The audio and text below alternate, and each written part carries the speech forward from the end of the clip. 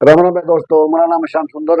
Haryanvi family reaction में आप सबका स्वागत है। एक नई वीडियो के साथ वीडियो भैया आगे ये अजीबो गरीब घटनाएं आपको हैरान कर देंगी। एक बार वीडियो देख लेते हैं भाई, इसके बाद फिर अपना रिएक्शन देंगे भाई।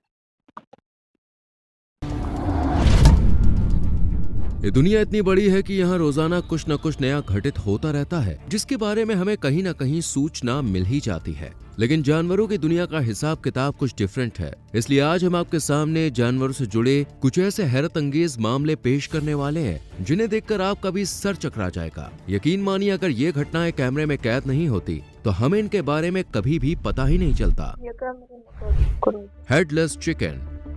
क्या सर कटने के बाद भी कोई इंसान या जीव जंतु जिंदा रह सकता है? ऑफ कोर्स नहीं। लेकिन अगर हम आपसे कहें कि ऐसा पॉसिबल है, यह अजीबोगरीब मामला यूएस का है, जहां 1945 में कोलोराडो के फ्लूटा में रहने वाले एक व्यक्ति लॉयड ऑल्सन फार्म पर मुर्गियों को काट रहा था। इसी दौरान लॉयड ने करीब 5.5 महीने के एक मुर्गे का सिर काटा तो वो मरा नहीं, बल्कि बिना सिर के ही दौड़ने लगा। इसके बाद उन्होंने उसे एक बक्से में बंद कर दिया, लेकिन अगली सुबह जब उठकर देखा तो वो जिंदा था। जब लोगों ने पहली बार इस सिर कटे मुर्गे को मजे से यहाँ वहाँ घूमते देखा तो उनके होश उड़ गए। आपको बता दें, स्ट्रेंज मुर्गे को माइक द हेडलेस चिकन नाम दिया गया। कुछ लोग इसे प्यार से माइक भी कहते हैं। सर कटने के बावजूद माइक करीब 18 महीने तक जिंदा रहा। इस घटना के बाद लॉयड के लिए ये मुर्गा किसी चमत्कार से कम नहीं था। बताते हैं कि इस बिना सिर वाले मुर्गे को ड्रॉप से जूस वगैरह दिया जाता था। हालांकि मार्च 1947 में उसकी मौत हो गई। आपको जान के हैरानी होगी, माइक नाम के इस मुर्गे की याद में फ्लूटा शहर में उसकी एक प्रतिमा भी बनाई गई है और यहाँ पर हर साल हेडलेस चिकन फेस्टिवल सेलिब्रेट किया जाता है। वाह भाई, किस्मत हो तो ऐसी। Cocoon trees. ये तो हम सभी जानते हैं कि मकड़ियां जाल बुनने में कितनी एक्सपर्ट होती हैं, लेकिन इतनी माहिर होती हैं ये किसी ने सोचा नहीं था। ध्यान से देखिए इन तस्वीरों को, कुछ समझ आया या नहीं? चलिए आपको इसके पीछे की स्टोरी सुनाते हैं। हुआ कुछ ये था कि बीते कुछ साल पहले पाकिस्तान के सिंध गांव में काफी भयानक बाढ़ आई थी, जिसके कारण लोगों का जीवन पूरी तरह से अस्त व्यस्त हो गया। इस बाढ़ ने जानवरों को भी काफी प्रभावित किया। गांव का एक हिस्सा जलमग्न हो गया। तब मकड़ियों ने जान बचाने के लिए नई ट्रिक खोज निकाली।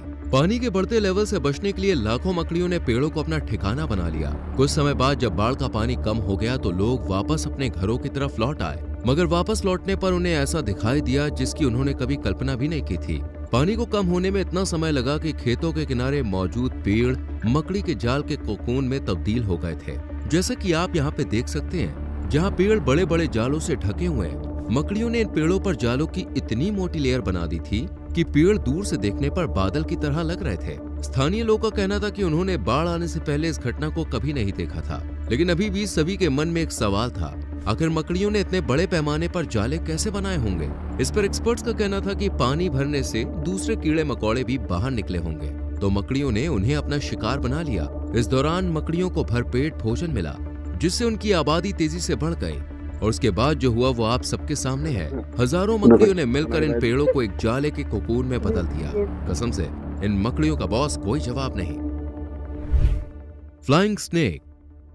सोचिए, अगर कोई पेड़ के नीचे खड़ा हो और अचानक से एक सांप उड़ते हुए उसके पास या शरीर पर आ गिरे तो क्या हालत होगी? यकीनन लोगों की चीखें निकल जाएंगी। हो सकता है इस प्रजाति के सांप से आपका वास्ता ना पड़ा हो, लेकिन ये सांप धरती पर एग्जिस्ट करते हैं।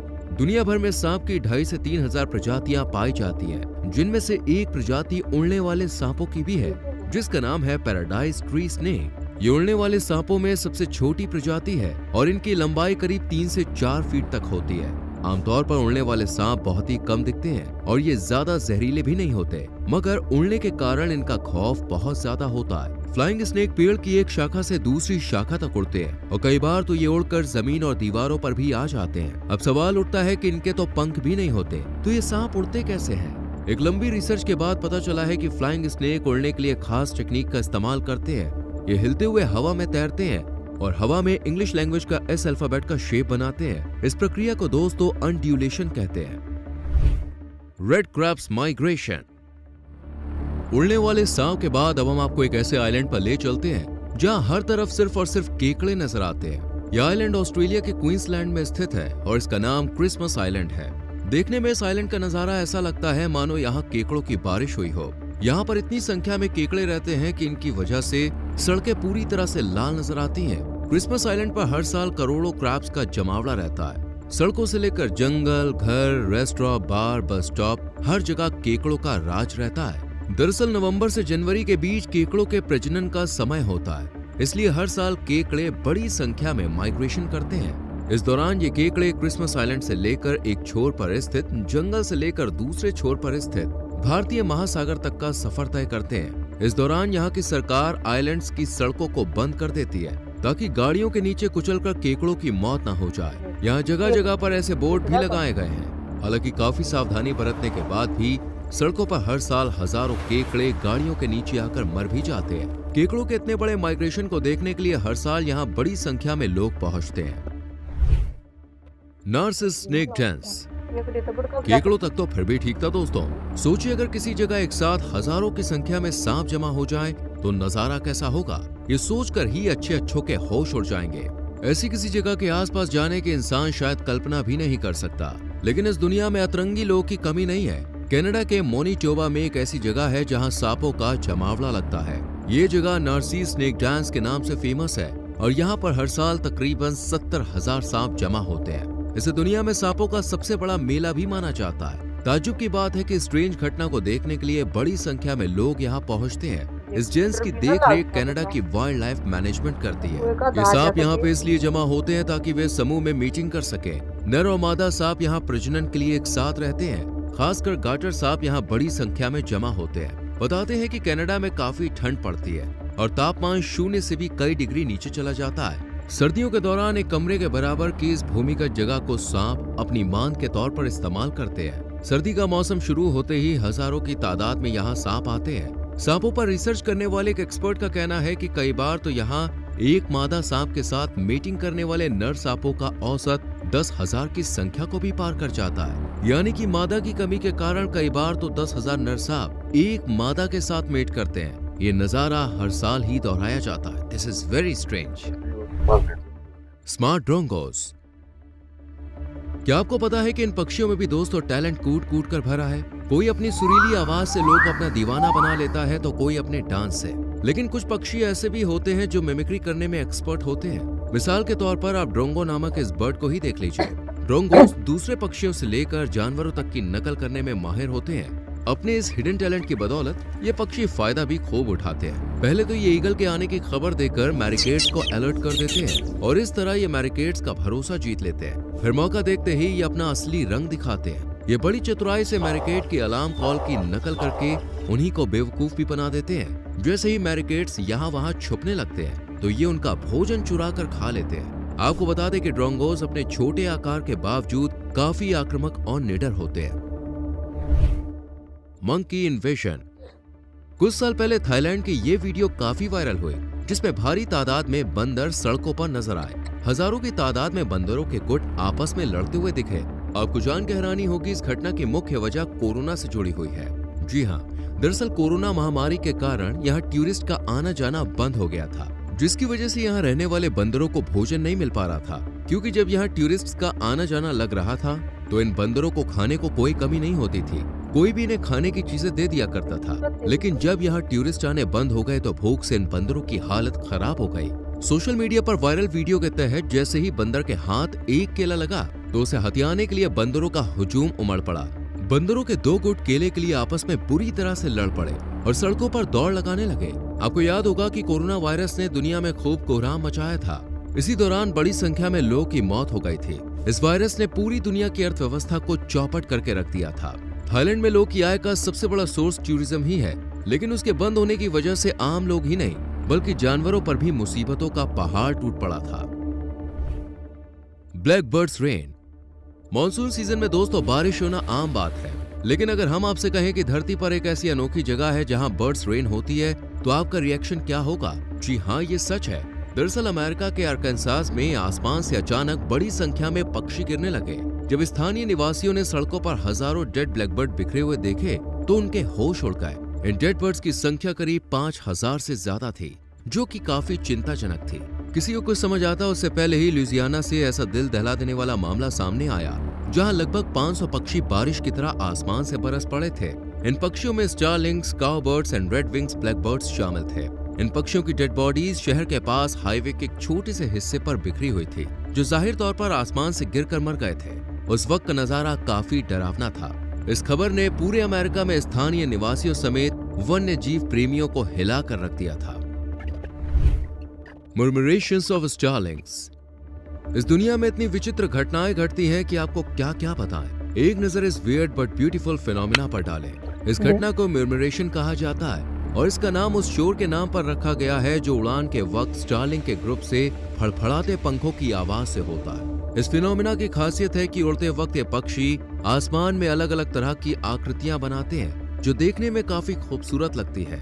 इस दौरान ये पक्षी अपनी भाषा में एक दूसरे से कम्युनिकेशन भी करते हैं। अगर आप स्टारलिंग के बारे में नहीं जानते तो जान लीजिए कि ये पैसराइन बर्ड्स हैं जो यूरेशिया और नॉर्थ अफ्रीका के मूल निवासी हैं।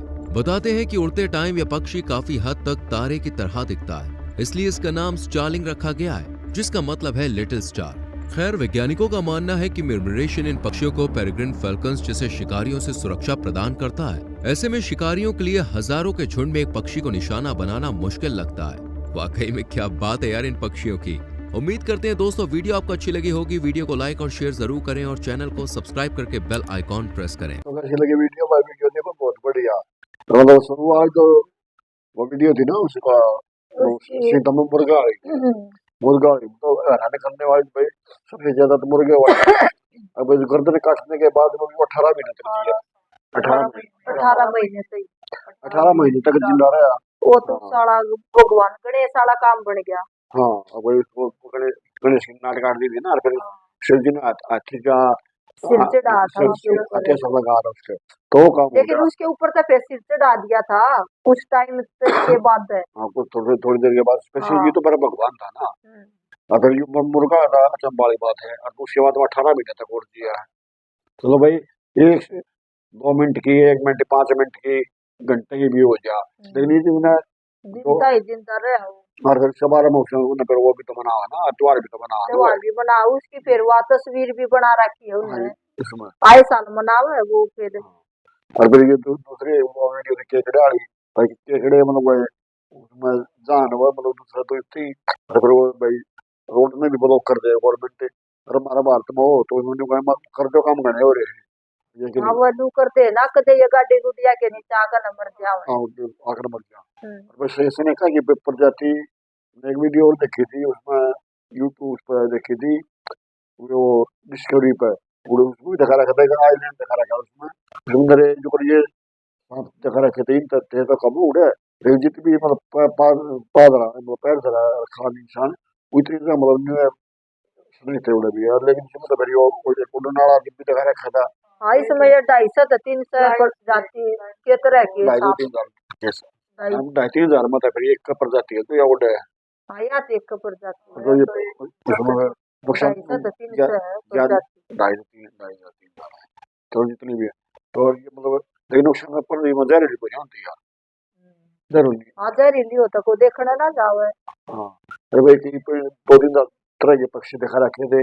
अब भाई तो मतलब मकड़ी देख लो कितनी छोटी सी हो और कितनी जाड़ बना दे है। मकड़ियाँ तो ये तो करंट की बात है, लगा ली पे 2 साल या 3 साल पहले पाकिस्तान में बाढ़ आई जबकि बात है, या तो आ गया बात है। और मीडिया तो ये भाई मुर्गा कोई साल पुरानी लगा ले और भी। हाँ, बस ये तो हो भाई, कैमरे में कह दो जहाँ जा तो बेरा पट जा है ना, तो वो तो के बेरा पट है। तो दोस्तों कैसी लगी वीडियो भाई? वीडियो को लाइक करना, शेयर करना और कमेंट करके जरूर बताना वीडियो कैसी लगी। और इसके नेक्स्ट वीडियो हम आप लोगों के लिए अरे इसी ये वीडियो लेकर आओ तो बता दियो, बता दिया भाई, ले आओगे टॉपिक बता दिया कमेंट बॉक्स में। अब क्रिकेट किसी है भाई तो किसी हाँ, और जिसने भी तक हमारे चैनल को सब्सक्राइब नहीं किया है वो भी तो सब्सक्राइब कर लो। ओरिजिनल वीडियो का लिंक मिल जाएगा डिस्क्रिप्शन में। मिलते हैं नेक्स्ट वीडियो वाला फिर से, तब तक के लिए बाय बाय।